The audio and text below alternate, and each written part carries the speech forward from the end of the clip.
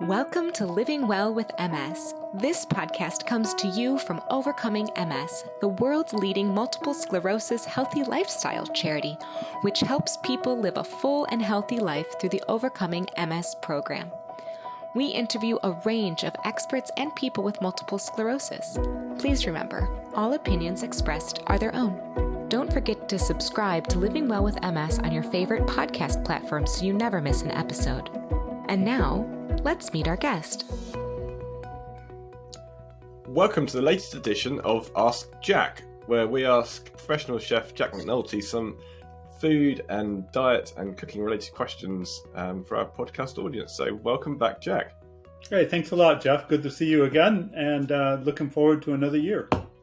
So on this episode, we wanted to talk a little bit about the general side of the diet to start with, but then also a bit about restaurants and from your side of, we're sort of talking as customers, but then also there's the people who are behind the kitchen door and how that, how we can best deal with going out to eat and still following the OMS diet. But to start off with, just on a general point, because a lot of new listeners, what is the Overcoming MS diet? Could you summarize it?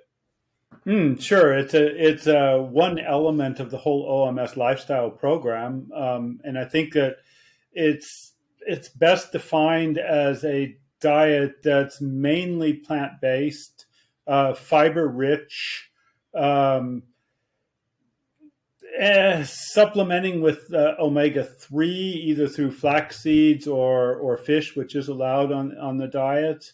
And overall, I think, whenever I'm asked that particular question, or if I'm trying to describe it, I think that the thing I like to do is just take a stand back, because anytime you're talking about diet, there's a lot of complications. And so there's a lot of detail, a lot of things that can come up. And so I take just stand back a minute, and I just ask myself a simple question, and that's simply, what is the objective? So what is the objective to anybody coming to the program? And I suspect that most people want to achieve some degree of health, get something back that they feel like maybe they've lost through the diagnosis of having MS. I know that was the case with me. I just wanted to have some sense of normality. So if you look at it just purely on the dietary portion, which if you follow the guidelines, it gives you a good chance. There's no promises involved, but it gives you a good chance of over time getting back to some sort of base level. And that may take somewhere between 5 and 7 years for a lot of people. I know it did for me. It was around 7-year mark or something like that before all my symptoms just vanished. And basically what the goal is to promote health in your body. So you want to decrease inflammation. You want to ingest foods that are going to play a role in decreasing inflammation. You want to, what I call the blood profile. You want to do what you can to improve the blood profile. That means doing things like reducing free radicals flowing around in your body that may cause cell degeneration.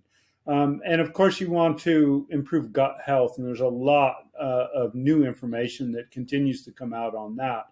And so if you're looking at the food that you put into your body, every time you eat something, every time, whether it's a small snack or a larger meal during the day, it's an opportunity to improve your health. Now, it's not going to happen instantly, but over time, it will. And it's the same thing in reverse. So every time you put something in your mouth is also an opportunity to sort of decrease your healthy situation.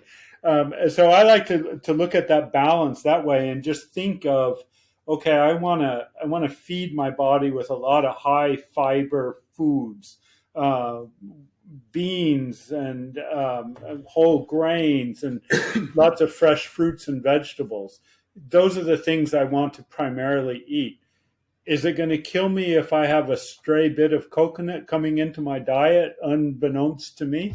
No, probably not, especially over time. But it's not something I want to do on a continuous basis, because obviously coconut has a high degree of saturated fat, which is very inflammatory. And so that's basically what I'm trying to look at in terms of the OMS. How do you define it to people when they ask you that question, Jeff? So, I mean, I'd start out with that not eating meat is quite straightforward. Mm. And I do eat fish and seafood. So I say, okay, I don't eat meat, fish, seafood. Dairy is probably, it's one of the harder ones because it's so hidden. Mm. There's so many things which you don't suspect have any dairy. Mm. They seem to just put some milk powder in there randomly. Like, there's things you just think, why on earth has this got dairy?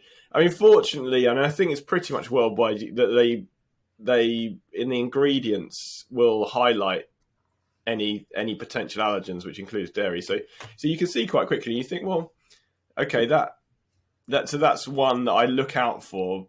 And if I'm going to friends, just say, could you just check that it's dairy free, and then whether it's fried or not. But those are quite easy to know. I mean, does it have meat in it? Is it fried?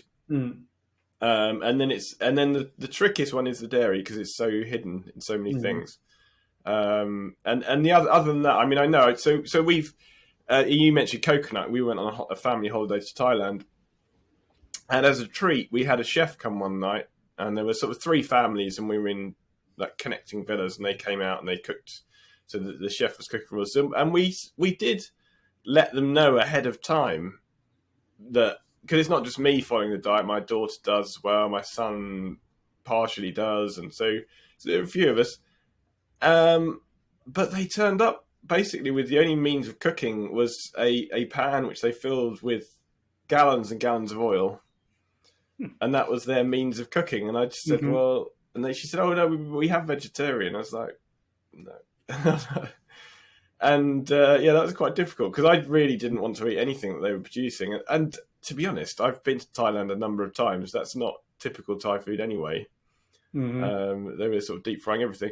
But I think, if I go with the meat free, but I eat fish and seafood, not fried and no dairy, then that's most of the way there, pretty much. Yeah, and that gets at the problem when you're starting to define or put definition on the OMS program. As an example, I'm primarily vegan, and when I was in Tuscany over the last summer, I was staying at a specific vegan inn, a lovely place in Tuscany. The person that was hosting was actually a chef, and she made us dinner one night. It was lovely dinner, excellent food. And then came dessert, nice little piece of chocolate cake. Went, oh, interesting. First bite, oh, that's pretty coconutty. It was pretty obvious at that point. But, these things are just things that are going to come up all the time. And really, it's a matter of, okay, now it's our choice. Am I going to go ahead and eat that, or am I going to just leave it off to the side, And so we all have to face those decisions on a daily basis, on a meal by meal basis, on a snack by snack basis. And so it goes when you're talking about the diet. Yeah. And I think, that Thailand trip I certainly had some coconut, because they use coconut in so much of their cooking.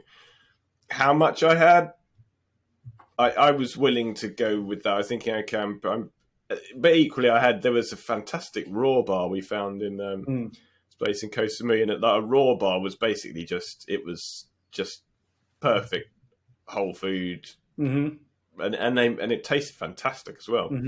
I couldn't make the rest of my family eat there the whole time, but you just sort of think, okay, I'm eating mostly healthy. It was a very mindful trip. It was very.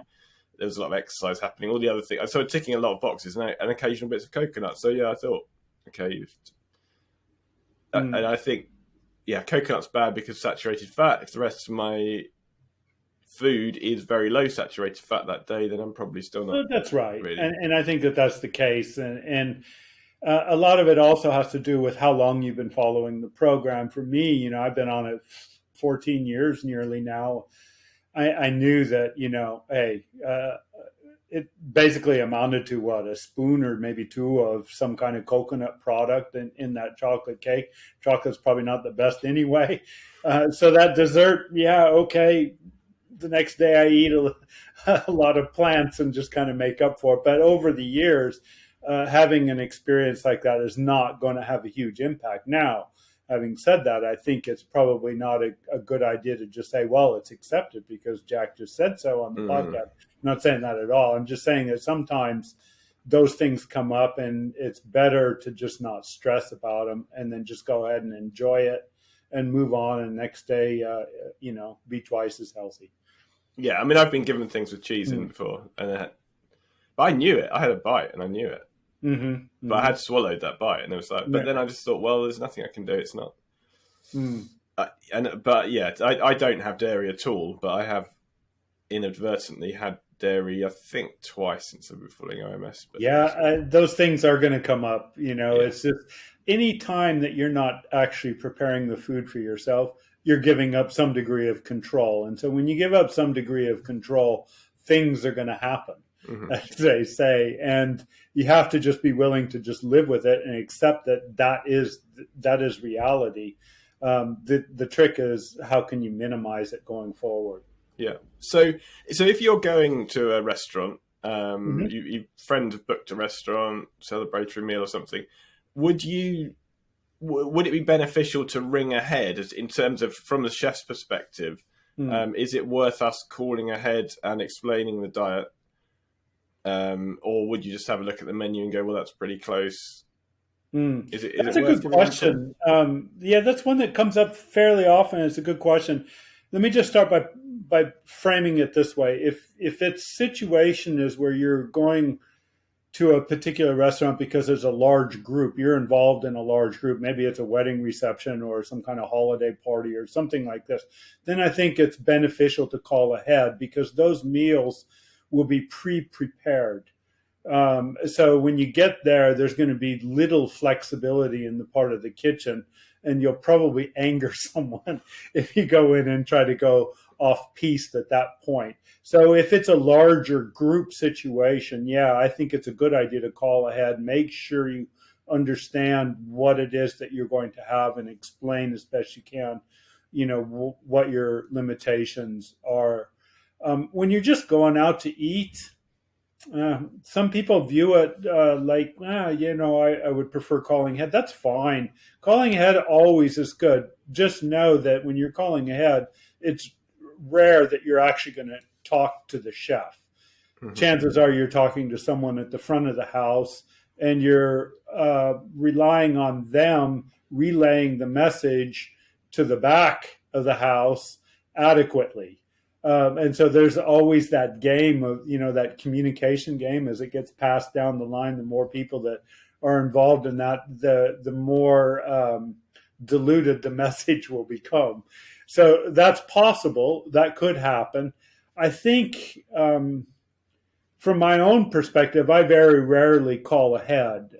So I will do some personal research. If I'm going to a place I've not been or if I'm traveling or something, I turn to the internet first, and just try to see, is there a menu online? Can I take a good look at that menu before I even get to the restaurant, have a general idea of what's there? Maybe by looking online, you're just already going to say, well, there's only maybe one thing I can have off this menu. And that might not be good enough. And you might decide at that point just to choose something else. That certainly happened from my perspective. But it's also possible that, there's some possibilities here. And you have some questions already in mind before you even get to the restaurant that you could ask the server. So what sort of questions would you ask the server then? Well, it kind of depends on what the situation is. So if you get into a situation where you're just not sure, is there butter involved, for instance, it's best just to ask. And so I like to just go in and just say, look, I'm vegan. Is there any dairy in here or whatsoever? People understand vegan worldwide now. It's not like it was maybe 10 years ago where even that was a little bit of a guessing game. But now most people understand, oh, when you say vegan, that cuts out a lot. And so when you go there on the OMS portion and you say, oh, is it vegan? Yeah, the only thing that you're really not including in the overall diet is the fish aspect and how it's prepared. Now, in terms of how it's prepared, that's always a question you could ask. It's rarely something you're going to be able to control. And generally, I almost never, from my own perspective, go in saying, could the people in the kitchen please not, cook that in oil over high heat? Low heat's fine, but you're not going to be able to get to that level of detail in most places. They may be very courteous and say, yeah, fine. And in the back, they're going to do whatever they feel like they're going to do anyway, because they understand, well, what is this? They don't understand what the impact is of cooking, something high heat or low heat or something of that nature. So I generally don't even go there with that and just accept, okay, it's probably an oil I'm not happy with, and it's probably at a temperature I'm not happy with. Is it going to harm me? Probably not. Is it going to create long-term damage? Most definitely it won't. And so I just go ahead and just live with it at that moment and just say that's the way it is. Sort of like our coconut example from earlier. Those things happen when you go to a restaurant. Now, you can look at certain things. Like I know from experience in working in Central Europe, so I live in Switzerland, and they like to coat everything in butter in Switzerland. And so when I was working in restaurants, I knew one of the things that was done often in a restaurant is cooking pasta ahead of time, so that when a pasta order like spaghetti order comes up, you're just dropping it in hot water for maybe 2-3 minutes, heating it up, and off you go. So when you pre-cook the pasta, in order to prevent it from sticking, you have to coat it with some kind of fat. That in Switzerland was almost always done with butter. Not olive oil. No, right. That's too expensive. Right. So I know that in Switzerland, if I'm having a pasta dish, that might be a question I would ask. Does it have butter in it? Or in the sauce? They like putting butter in tomato sauce here too. As I discovered, they did in Australia as well. So those are the kinds of questions maybe that can come up. But again, you cover a lot of ground when you just say, is it vegan? Then you're going to get over all of those things. Now, it's much easier when you're in a restaurant to just say, is it vegan? And you start there and then just say, but I do include fish at times. And then that opens up another little possibility if fish is something that you decide that you want to eat. So that's how I sort of approach that particular situation. And would you say that you have how would you phrase it, as an allergy, an intolerance, a dislike, or? Yeah, an allergy to me in the kitchen, an allergy is a red light. That's hey, you don't cross that barrier. When someone says I have an intolerance, that's a flashing yellow light. I'll give you an example. And I'm not saying every restaurant does this, but if someone comes in and says, I'm gluten intolerant, and it's like in an Asian restaurant or something, soy sauce may find its way in your dish instead of tamari, right? Soy sauce is gluten-based, tamari is not. So that could happen when you say you have an intolerance. But if you go in and just say, look, I'm celiac, I cannot have gluten, then they understand in the kitchen right away, we can't cross over there, because that could lead to some sort of medical or legal issue out front. And that's a red line you don't want to cross. Yeah, so I mean, you do see that a lot of things say may contain peanuts, may contain. It's because they're in a factory that also does that, and whether they've cleaned down all the surfaces and everything like that. And so there's, I don't say allergy, because you just think I don't want to be stabbed with an EpiPen when they find that I've accidentally been given something either. But equally, it's a difficult one because then they do take it much more seriously. But but I think mostly nowadays an intolerance seems to work. It seems to. It depends, again, I mean, if it's something like gluten, most people are going to understand that, and they're not going to feed you something that may have some gluten in it. But that gets to another problem, and it's the modern day restaurants, especially in chains. Most of them don't have large kitchens. Most of that food is being prepared off site in a centralized kitchen. Hmm. That means the people that are operating that chain or that restaurant, they're not really going to know what goes into the food that they're serving you. They may have an ingredients list, but that ingredient list is not going to have all the details of the ingredients that were used. So, and this is commonplace, like in a bakery, for instance.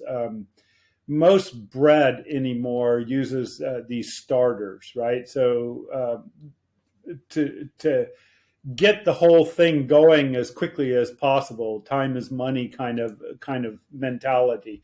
And so in these starters, a lot of times are going to be small amounts of milk. Hmm. In almost every case, that's going to be the situation. But a bakery that's getting that bread made off site is not going to necessarily have all of those details and know that. Now, what we're talking about is a very small amount anyway. But it makes a difference if you are, say, vegan and you don't want to have any part of dairy. If it's just from an OMS perspective, that small amount's not going to have an impact on your health. But it's the principle, really, and I think that restaurants need to do a much better job in disclosing what ingredients are actually being used. You do see some increasingly that they use a numbering system, which I think is universal. I think it's international, because I certainly look out for number 7 tends to be dairy. Yeah. And if you see that where they have listing and a number, they should have a key somewhere, because there's there must be like a dozen different categories. It's all sorts of things. I came across that for the first time just a few weeks ago in Austria, of all places, and they were very good. Every restaurant that I went into over the course of 4 or 5 days had that numbering system. I think there were like 12 different numbers, and so you get to know which ones are no-goes for me, and you just look for those numbers, and everything else was fine. It's good. I mean, hopefully that will continue more, and then you can very quickly see.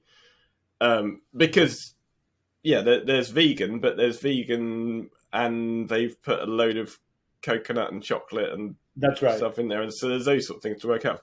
So and you've used on other recordings a driving lanes analogy.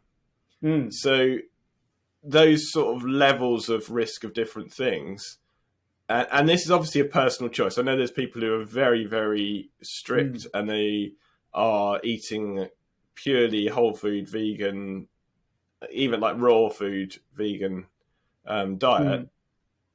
But if you're eating out, would you consider that there's levels, that sort of like lanes in a highway analogy of, is it vegan, is it fried, has it got peanuts, has it got chocolate, coconut, traces of possibility of containing sort of things, is there sort of red lines that you would not cross, and is there sort of amber you think, okay, that's not too bad, and then and I think what you're getting to, so I wrote the food chapter in the OMS handbook, the latest book that was written, and in that particular chapter I used the sort of metaphor of a highway, the road to recovery, if you will.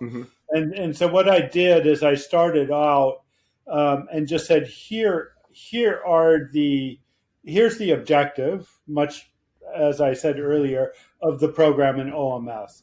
And within that, here are the guardrails, here are the restrictions. So no meat, fish is okay, there's no dairy involved. Minimize the saturated fat. That's going to exclude coconut oil. That's going to exclude palm oil. Those sorts of tropical fats that may be problematic. And those are the guardrails. So those are my red lines. I don't want to veer off that particular road. But within that road, there are personal choices that can be made. And so do I eat gluten? That might be one lane that you decide I'm not going to have gluten, so I'm going to drive in that particular lane. Do I want to use oils in my food? Some people elect not to use any oil whatsoever.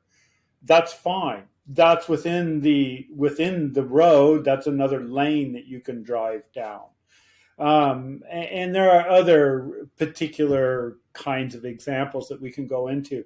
But having said that, the red lines, the veering off the road, would be things like meat. I would not order a steak off the menu. I would not order, something that's like a hamburger with real meat or something of that nature. For me, I elect not to eat fish, so that's sort of my lane there. But fish is allowed within the OMS diet. Dairy products are not, so that's a red line. That's off the road. But other things like traces of, I don't get too stressed about that sort of thing. There's a difference, in my opinion, between coconut milk and coconut oil. Sometimes you get yourself in situations like, you're traveling, as you alluded to earlier, in Thailand. Maybe you're in Sri Lanka where everything uses coconut. Just to eat, you're going to have to ingest some kind of coconut milk or cream, which is better than coconut oil. It's just far less in terms of the fat that's going to be there. So if that situation crops up, then I would say, well, that's you're driving on the shoulder. Be careful there. There might be some potholes you have to be worried about. And then just get back onto the road as quickly as possible. If that happens, don't worry about it. The stress is going to be far worse and the panic of the situation than actually eating it. And so that's sort of how I look at it and what I'm trying to do and what I was trying to talk about in that particular book. What about yourself? Where are your points? So absolute red lines would be, I think, similar to you: meat, dairy, fried food. Yeah. And I think, would I have peanuts would be one. If there's peanuts sprinkled on the top, I wouldn't send it back. I wouldn't put loads of peanuts on myself, but exactly, I'm the same way. It's, peanuts, and we can discuss peanuts they're not as bad as other things, and certainly it's not going to hurt you to have a handful of peanuts if they're on the. It's one of those things. If it's pushing up my saturated fat level, then I'm just mindful of what else I'm eating that day, and it's so similar to coconut. As you say, I wouldn't, if something's fried in coconut oil. It's not really oil, is it? When you see the stuff, it's coconut fat, like big blocks of stuff. So I wouldn't have that. Peanuts, I would have a bit of coconut milk. I'd have a bit of chocolate's a difficult one because it could be that there's just a bit of flavour in there, or sometimes you think, okay, that's just basically a chocolate bar that's been melted. And so it's that's a difficult one. I try and avoid. I would say the biggest problem actually is the desserts, puddings, however you want to put it. I tend to avoid them altogether when I'm going out. Yeah, I think you're looking at sorbets, pretty much. More or less. Yeah, if you're in Italy, you can look at vegan ice cream, which is prevalent now throughout all of Italy, and those are usually pretty decent. Yeah. And then that's one way if you ring ahead, actually. So there's some restaurants are fantastic. Though. There's a local, it's sadly actually not there anymore, but there was a local restaurant to us where he would actually send me through another menu. And, we were going for a Christmas meal, which was basically standard food for everyone because it was Christmas time. And he was a French chef as well, which doesn't normally give me huge amounts of, because I've been to France and found that the hardest place to go anywhere to follow the diet. But he came with some, and with a choice of 3 different desserts as well, which were all fantastic and all followed the guidelines completely. And I think that's a good point, Jeff. If you do tend to go out in your area that you live in, It's nice to find a restaurant or two that you can feel comfortable in. You get to know the people there and they know you a little bit. That can be a very good situation to find yourself in, and very helpful on both ends. And I think that that's great. But that takes a while to build up that sort of relationship. Yeah. But I think if I'm having two courses, I'd always aim for starter main course rather than main course dessert. I think there's quite often things in starters that are okay. But yeah, desserts is sorbet mostly. Yeah, I tend to agree with you. And there's no rule that says you can't have 4 starters as your meal instead of a starter. Well, no. And you get sushi restaurants where that's kind of a thing, where you have multiple different things. And one of the things that I had a long time ago was chef cards. And it used to be these were like gold dust, because if you went on a retreat then or a sort of in-person event, then you get these chef cards. Now they're actually downloadable from the website, which is fantastic. Because it was like, if you had, I think you got given like 5 chef cards for each in-person event. And you kept hold of them, and I was like, they get slowly worn away and less legible, and then you'd lose one. Okay. And now they're also multilingual as well, which is not perfect. They're not in every language, but there's a number of different languages. And I personally, if I'm going somewhere, will actually ask in sort of OMS forums for someone who's a native speaker. So, at Denmark I went to, and that was actually very good. They have a very big raw food movement and a lot of vegans there, so it was fine. But I wanted to find out, could someone, I did it in Google, and other search engines are available, but are they? I don't know. But used Google Translate and said, okay, what happens if I Google Translate? And then just put it out on the forum at the OMS forums and said, okay, anyone from Denmark, how does this work in Danish? Is that right? And they said, actually, it's not quite right, actually. And they did a couple of corrections. And then I just basically printed that out to give to a chef and say, this is what I'm doing. So would you find that beneficial for a chef, from the chef's point of view, that someone's giving you this card that says these are the dietary recommendations? It kind of depends. And I think what we're really asking here is, how flexible is a kitchen? And I think that that's what you need to get to. So you need to determine as best you can ahead of time whether a kitchen is going to be generally flexible or not. And the best way to do that is looking at the menu. So if the menu is large, that's not necessarily going to speak volumes about the flexibility in the kitchen, because that's indicating that a lot of stuff is pre-made, and there's not going to be a huge amount of flexibility there.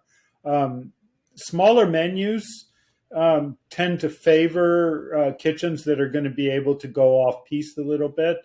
I've found that the more expensive restaurants, and then of course this is not for everybody, but I found that they're the most flexible. They're generally going to have a staff of cooks that are going to sort of almost worship a change, if you will. Not always, but sometimes they like a little bit of a challenge. They like it when someone comes in and says, hey, can you prepare that a little bit differently? Can you make that risotto without butter instead and make it taste good? Yeah, I think that, if you're in a good quality restaurant in Italy, they're going to look at that as something that they can do. But if you're in a chain restaurant and wanting a risotto that's made with oil instead of butter, good luck with that. That's not going to happen necessarily. And so I think that that's probably a better way to look at it, is whether a restaurant maybe is going to be flexible. Tourist kinds of restaurants are generally not going to be flexible. So if you're traveling and you have a card and you want to go into a restaurant, you can give it a go. The problem, of course, is if you don't really speak the language, is trying to deal with the questions that are going to come back to you.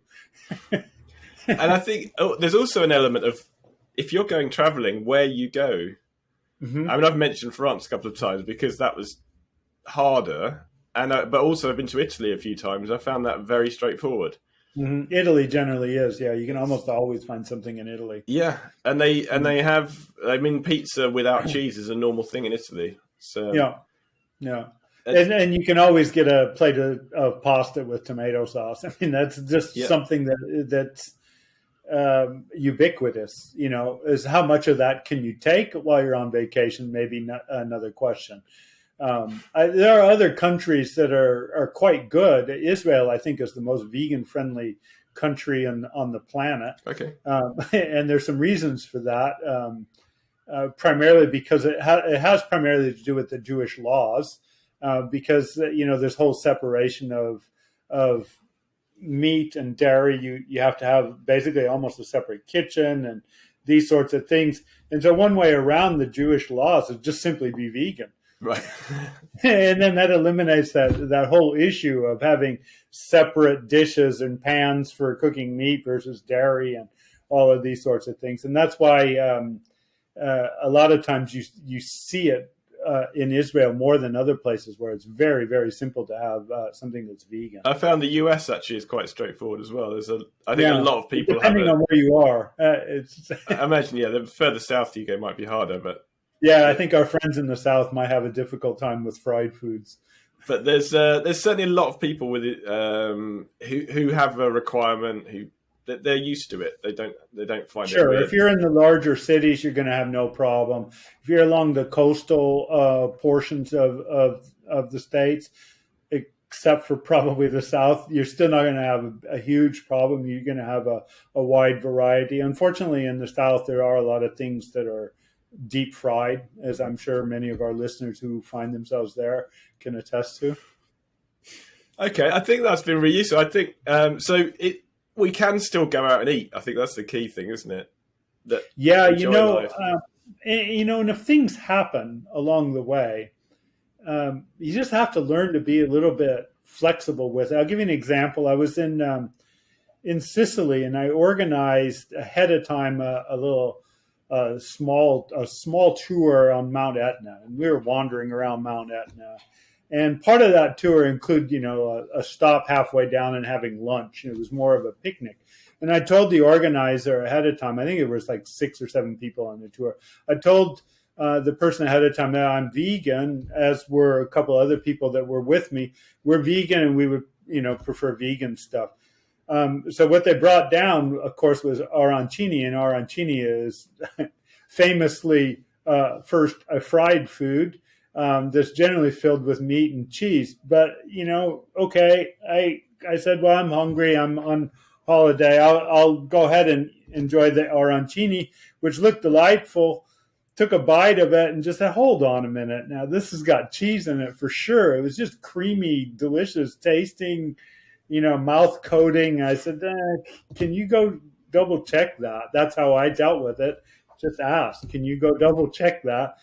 And sure enough, the organizer went and called the actual person that made that particular meal for us, who happened to be vegan himself, right. and assured us that it was all 100% vegan. And to boot, it wasn't even fried, it was baked. It was the most delicious arancini I've ever had. So if you do get something questionable, you would always question. Yeah, of course. That's happened more than once. In Italy is interesting because it is an easy place, but they do have certain things that they like to do, such as using chopped mortadella or cheese as a seasoning. And it may not even be obvious on the menu. And so another incident I had in Italy years ago when I was eating a lot more fish. I think it was a clam dish. I can't remember if it was clams or mussels or something I ordered. And I made sure they understood I didn't want any dairy or meat and, all of this. But the fish was okay. And somehow in the translation, things got a little bit wonky as I got it. It looked delightful. It looked great. Took a bite. It was delicious. My wife, who was with me, took a bite of it and goes, hold on, that's got meat and cheese in it, which I didn't even recognize. And sure enough, we called the chef out and she goes, oh, yeah, sicura, un po'. Like a little bit. Yeah, that's okay. And we finally had to just swap dishes, I think, with my wife and I. She had something that was a little bit better for me than that. Yeah, my daughter once had a pizza that we'd asked for. We said, "Oh, could you do this pizza but without that and that, and no cheese and no meat on that?" And they said, "Yeah, that's fine." So this was, where was it, in Spain actually, and it came out. She ate it without, and she was very young at the time, but she ate it without any complaint. And but then I tried a bit at the end. I was like, "Wow, that's hot." And of course, we hadn't said no chili, and so what they had a pizza which actually met our requirements, on which we hadn't ordered from the menu, because this pizza was called El Diablo, was the hottest thing they sold. But my young daughter ate it without complaint. Actually, quite enjoyed it, but we said, "Oh no, she obviously likes spicy food." And there's something you can have. Chili's fine. Mm. And going out, we were talking about this earlier, just something that occurred to me. Salads are one of the things that you have to be really extra careful with when you're asking about ingredients. Which you would think is not, wouldn't you? You're right. Yeah. You would think it's not, but a salad as presented on the menu oftentimes will surprise you. They may put cheese in it, so you have to be extra careful with that. There may be an egg floating around in there, so you have to be careful with that. And the dressing, which is the biggest of all problems, often has some kind of milk or egg in it, or a mayonnaise base or something like this. So you do definitely have to ask questions about the dressing used in salads. And the best way, of course, is the salad dressing vegan. That gets around everything. Mm-hmm. So that would be the best way to deal with that. Okay, well, I think we've covered most of the points there. So I mean, and I think just to sort of wrap it up, there's certainly sort of red lines. I think it's worth getting the OMS chef cards for reference, if nothing else. They're available in a few, I think it's like 4 or 5 languages, maybe. Not every language, but a few different languages on the website. And but carry on, go out, enjoy yourself, and eat healthy food. Yeah, and just think of it in terms of everything that you put in your mouth is under your control, and it's an opportunity to promote health. Everything. Brilliant. Okay, and thanks very much for that, Jack. Great. Good to see you, Jeff. Thanks. Thank you for listening to this episode of Living Well with MS. Please check out this episode's show notes at overcomingms.org/podcast. You'll find useful links and bonus information there. Have questions or ideas to share? Email us at podcast@overcomingms.org, or you can reach out to Jeff on Twitter @JeffAlex. We'd love to hear from you. Thanks again for tuning in, and see you next time for tips on living a full and happy life with MS.